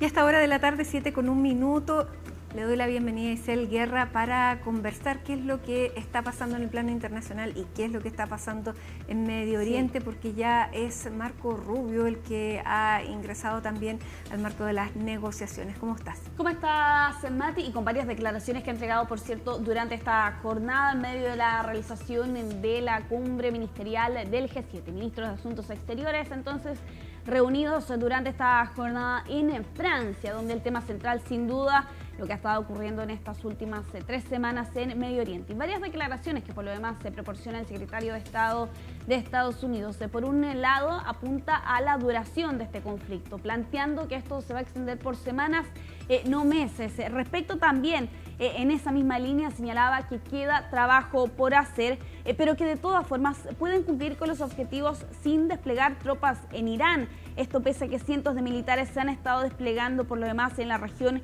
en estas últimas semanas. Y a eso además se suma también otra premisa que planteaba aquí Marco Rubio durante esta jornada, de que durante este día viernes Irán podría dar respuesta al plan de 15 puntos que ha sido presentado, Mati, por Estados Unidos. Lo que señalan desde la Casa Blanca es que esa contrapropuesta iraní podría efectivamente ocurrir durante esta jornada. Y ya el día de ayer, sin ir más lejos, Rubio señalaba lo siguiente, abro comillas, los países intermediarios están transmitiendo estos mensajes y se han logrado algunos avances concretos, sin entrar en detalles sobre cuáles serían, por cierto, esos avances, pero lo que planteaba Marco Rubio durante esta jornada es que hoy debería al menos Irán entregar una respuesta precisamente a este plan del que no se han divulgado mayores detalles, pero que se plantea que entre una de sus exigencias podría plantear, por ejemplo, el fin del programa nuclear iraní. ¿Quién está participando a nombre de Irán? Porque Pakistán es uno de los países que se estaba ofreciendo como mediador, había un compromiso, pero por otro lado también hay otras fuerzas que están girando en dirección contraria. Claro, al menos hasta ahora no se ha divulgado los nombres exactos de quién estarían participando de parte de Irán. Hay algunas especulaciones, hay algunos trascendidos que ha entregado al menos Estados Unidos y algunos medios estadounidenses plantean que, por ejemplo, sería el presidente del Parlamento iraní quien sería partícipe de esos diálogos y de esas conversaciones desde el régimen. Pero recordemos que Irán, por cierto, ha sido bastante cerrado respecto de divulgar información respecto de esos eventuales acercamientos. De hecho, sin ir más lejos, una de las figuras del régimen, el ministro de Asuntos Exteriores, reconoció durante esta semana que había intercambio de mensajes, pero no necesariamente hablaban de negociaciones con Estados Unidos. Lo cierto, ya sea el tipo de diálogos o de acercamientos que se estén concretando, al menos desde Estados Unidos, son bastante tajantes de que efectivamente hay alguna especie de diálogo con alguna figura de Irán. Donald Trump tampoco ha sido muy explícito respecto de cuál sería esa figura eventualmente, pero desde Estados Unidos son ponen bastantes esperanzas precisamente en que ese diálogo y esas negociaciones efectivamente puedan conducir eventualmente a un cese a las hostilidades en una guerra que por lo demás está a puertas de entrar en su 4ª semana. Vamos a revisar parte de las declaraciones que pronunciaba durante esta jornada Marco Rubio, el secretario de Estado de Estados Unidos, en la cumbre del G7, cumbre ministerial allá en París. Como el Departamento de Guerra ha indicado reiteradamente, estamos cumpliendo o incluso adelantados con el cronograma de esa operación y esperamos concluirla en el momento oportuno, en cuestión de semanas, no de meses. El progreso es muy bueno. Obviamente aún nos queda trabajo por hacer, tenemos que terminar la tarea y la estamos terminando. Sin embargo, le expliqué a nuestros aliados que inmediatamente después de que esto termine y hayamos cumplido nuestros objetivos, uno de los desafíos inmediatos que enfrentaremos es un Irán que podría decidir establecer un sistema de peaje en el estrecho de Hormuz. Esto no solo es ilegal, sino inaceptable. Bueno, parte de las declaraciones de Marco Rubio durante esta jornada, en un día donde llegan bastantes informaciones, al margen, por cierto, de lo que ha estado ocurriendo en Francia en estas últimas horas, con lo que señalaban desde Israel y también desde Irán, ataques a 2 instalaciones nucleares persas durante esta jornada, aunque, y tal como lo mencionaba Matilde, ¿no?, al inicio del programa en los titulares, sin hasta este momento rastros de que pueda haber existido algún tipo de fuga radioactiva a raíz de esta acción militar durante esta jornada. Ataques que ocurrieron por lo demás con apenas algunos minutos u horas de diferencia. El primero en ser el objetivo del reactor inactivo de Arak, donde se revisa, ¿no?, el agua pesada y que puede usarse para crear plutonio y que eventualmente podría ser utilizado para fabricar una bomba nuclear. Este es el mismo lugar que en junio del año pasado también había sido objeto de estos ataques. Israel señalaba durante esta jornada que habían reiterados intentos de reconstrucción por parte del régimen. El segundo objetivo del ataque durante esta jornada, una planta de uranio en Yazd, que es el centro de Irán. Aquí lo que planteaban es que es la única en su tipo donde se pueden procesar materias primas para el enriquecimiento de uranio. Esos eran los 2 objetivos que eran atacados durante esta jornada de instalaciones nucleares iraníes. Todo esto cuando se mantienen, por cierto, los bombardeos en Teherán, que de hecho vamos a revisar las imágenes de esta jornada ya en la capital iraní durante esta jornada. Ataques nocturnos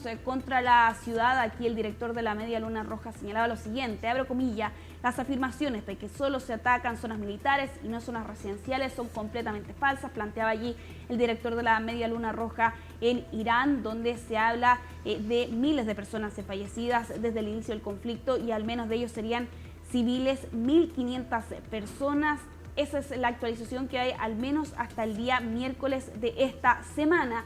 Y dentro también de los otros hechos que han ocurrido durante esta jornada, Mati, es la información que viene desde Estados Unidos, pero está relacionada precisamente con el conflicto, porque se ha informado que un grupo pro-iraní hackeó el correo, escuchen bien, de nada más y nada menos que el director del FBI, que por lo demás se planteaba aquí, que había sido adjudicado por Handala Hack Team, que empezó a actuar desde finales del 2023 y pudieron acceder precisamente al correo electrónico personal del director del FBI con correos que datan entre el 2011 y el 2022, antes de que, ojo, él pudiera dirigir el FBI. Por tanto, al menos hasta ahora se ha informado que solo contienen información personal. ¿Qué hicieron? Bueno, publicaron fotografías de él fumando puros, haciendo muecas, incluso uno de los documentos que filtraron era un currículum antiguo y con el siguiente texto: esta es la seguridad de la que tanto presume el gobierno estadounidense. Bueno, con esa frase el grupo Handala Hack Team publicaba y daba a conocer que había logrado hackear el correo personal del director del FBI, que por lo demás ya antes había enfrentado un anterior ataque a finales del 2024, poco antes de tomar posesión en el cargo, en lo que en ese momento era un ataque atribuido a piratas chinos e iraníes, donde se pretendía destapar contenidos futuros funcionarios de la administración de Donald Trump. Entonces el director del FBI era objeto de este hackeo que se daba a conocer durante esta jornada por parte de un grupo pro-iraní que se adjudicaba por lo demás el ataque que se concretaba precisamente en estos últimos días y que se divulgaba durante este día viernes.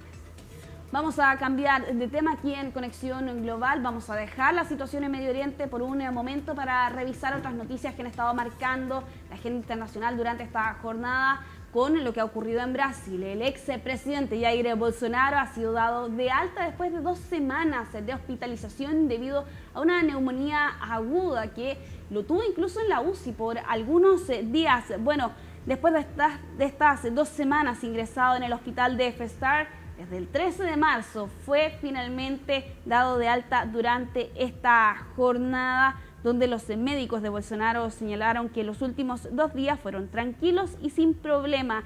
Aquí uno de sus médicos señalaba lo siguiente: no podemos decir que está curado, pero de todas formas va a continuar con el tratamiento. Mencionaba allí Brasil Callado, uno de los médicos del ex mandatario, al momento en que se comunicaba que era dado de alta durante esta jornada tras haber sido ingresado el 13 de marzo procedente desde la prisión, donde, recordemos, está cumpliendo su condena bajo el caso de intento de golpe de Estado. Ojo que no regresa a la cárcel, él va a adoptar la medida que se había aplicado a inicios de esta semana por el presidente de la Corte Suprema de Brasil, Alexandre de Moraes. Va a aplicar, ¿no?, a la prisión domiciliaria tras la insistencia de su familia.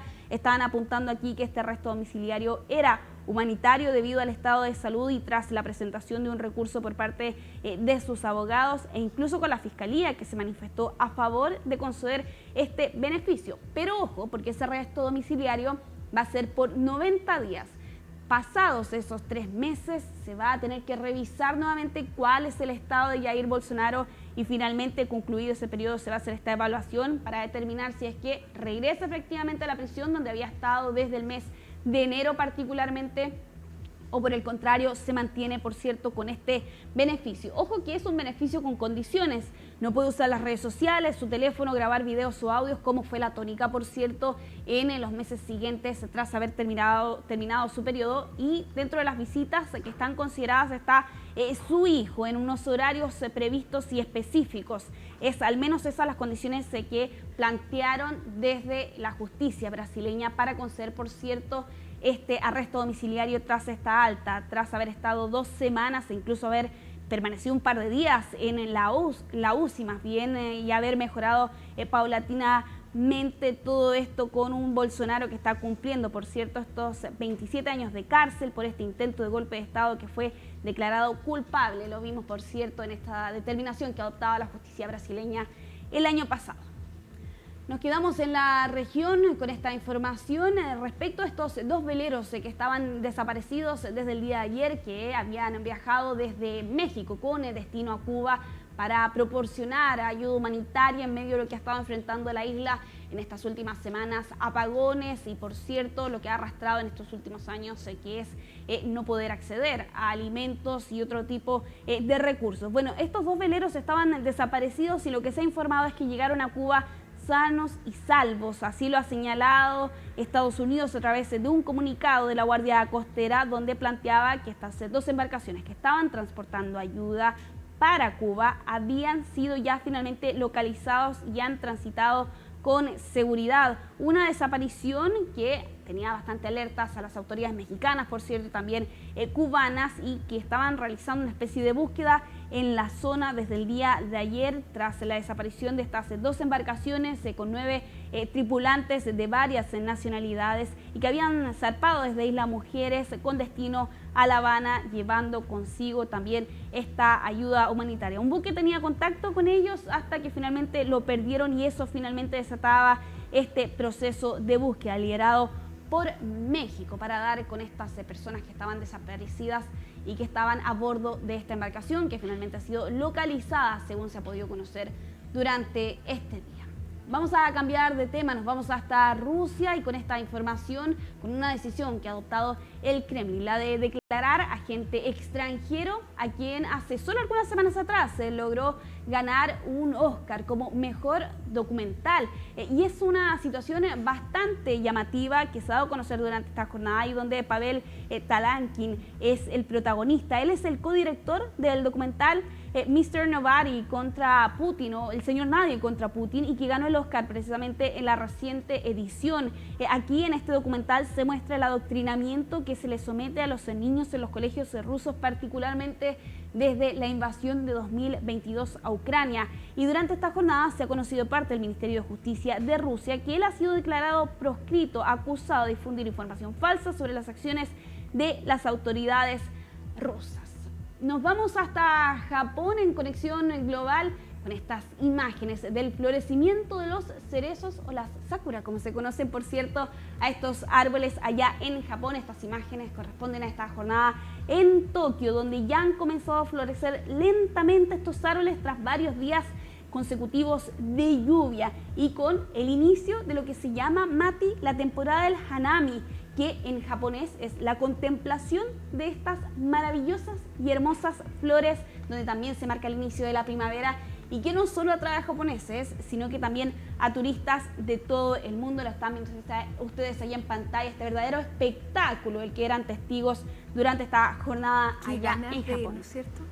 Totalmente, Mati. De hecho, te diría que es uno de mis sueños, poder ir hasta Japón y estar, por lo demás, allí en el florecimiento de los cerezos. Plenamente compartido. Muy bien. Totalmente, Mati. Para ir cerrando esta revisión internacional, lo vamos a hacer con una información que acaba de surgir hace algunos momentos atrás, y para eso nos apoyamos en la página web de CNN Internacional. Tiger Woods está encarcelado tras haber sido arrestado bajo la sospecha de conducir bajo los efectos del alcohol después de haber protagonizado un accidente automovilístico en Florida. Así que vamos a estar monitoreando esta información que se ha dado a conocer hace algunos momentos atrás bajo esta sospecha de haber conducido bajo los efectos del alcohol durante esta jornada cuando estaba conduciendo un Land Rover y haber chocado contra una camioneta que estaba remolcando a un pequeño remolque, según han dado a conocer las autoridades policiales durante esta jornada. Vamos a estar ahí atentos a la actualización que puede llegar desde Estados Unidos respecto al estado de salud de Tiger Woods, que por lo demás también ha protagonizado otros escándalos y otros eventos anteriormente.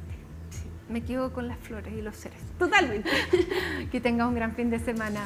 Igualmente, más bien hacemos un alto y ya estamos de regreso para revisar junto a Nicolás Cabargas noticias del deporte. No se vayan. Bueno, y tal como se lo anunciábamos, aquí está Nicolás Cabargas y nos trae buenas noticias del deporte. Buenas noticias, Mati. Y es que hubo que trasnochar en la jornada del día de ayer, más allá de lo que digan en CNN Chile, yo no estoy tan acostumbrado a hacerlo, pero lo hice para acompañar a la selección chilena en esos 90 minutos donde se enfrentó a Cabo Verde. Es verdad, es un rival mundialista, pero también es necesario mencionar que si el Mundial, la Copa del Mundo, no se hubiese manoseado tanto como está en la Copa del Mundo, rápidamente, cuando en el minuto 16...